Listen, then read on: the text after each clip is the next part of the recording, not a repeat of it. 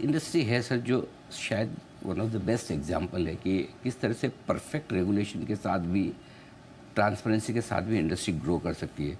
पिछले कई सालों में म्यूचुअल फंड इंडस्ट्री हमारी 4 करोड़ इन्वेस्टर्स हो गए हैं, 60-70 लाख करोड़ की इंडस्ट्री बन गई है और वेरी वेल रेगुलेटेड है।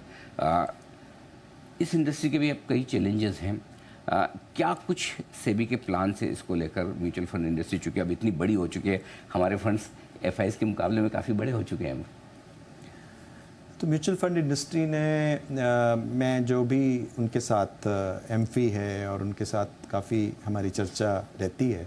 अभी हमारा ये है कि जैसे बहुत सारे चीज़ें की गई हैं और बहुत सारी चीज़ें हमें करनी बाकी हैं। अब एक बात जैसे हो रही थी कि सिंप्लीफिकेशन की, कि जो कैटेगरीज हैं 24 हाँ और 24B है, उसको हम देख रहे हैं कि उसमें किस तरह से कोई परमिसिबल एक्टिविटीज़ हम बढ़ा पाएँ। उनकी काफ़ी समय से डिमांड है कि कुछ और कर पाएँ और कुछ कर पाएँ जी। तो एक तो वो हम 24B को हम रिव्यू कर रहे हैं। दूसरा, हम कैटेगरीज में भी सिंप्लीफिकेशन चाहते हैं और उसमें भी ट्रू टू लेबल की ओर जाते हैं, ताकि इन्वेस्टर्स को भी ये क्लियर हो कि ये कैटेगरी में मतलब क्या हम एक्सपेक्ट कर रहे हैं, वो सुपर क्लैरिटी उनको होनी चाहिए। तो जो ओवरलैप्स हैं, उस ओवरलैप्स को कैसे हम निकाल सकें और हम ट्रू टू लेबल कैटेगरीज बना सकें और सिंप्लीफाइड वे से। तो उसमें इंडस्ट्री का पर्सपेक्टिव और इन्वेस्टर्स का पर्सपेक्टिव दोनों का लाना ज़रूरी है, और रेगुलेशन भी, ताकि हम उसको ईजीली रेगुलेट कर पाएँ कि हमारा भी कंफ्यूजन ना रहे। तो इसमें भी हम एफर्ट हमारा जारी। तो अभी हमारा जो है कंसल्टेशन प्रोसेस इनसे शुरू हो रहा है, इंडस्ट्री से हम बात कर रहे हैं और इस चीज़ों में हम आगे बढ़ेंगे। दुनिया में शायद आप पहले रेगुलेटर हैं, पहले क्या एकमात्र ही हैं कि जिन्होंने T+0 लागू किया है और सक्सेसफुली लागू किया है। क्या आपको लगता है कि अब जिस तरह से म्यूचुअल फंड इंडस्ट्री का बेस बढ़ रहा है, क्या वहाँ पर भी इवेंचुअली इसे लागू करने की ज़रूरत है? आपके रेडार पे है, एजेंडा में है ये?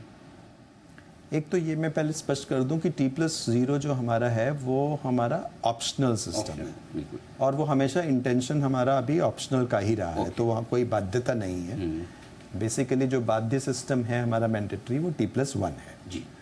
और जो म्यूचुअल फंड इंडस्ट्री है उसमें भी हमने जो पहले जो थे 5 दिन से वो 3 दिन में हम आए हैं, और लगभग वो 2 दिन में वो लोग T+2 में वो कर रहे हैं। तो वो इवन जो हमने मैक्सिमम लिमिट दी है उससे भी कम में वो कर रहे हैं।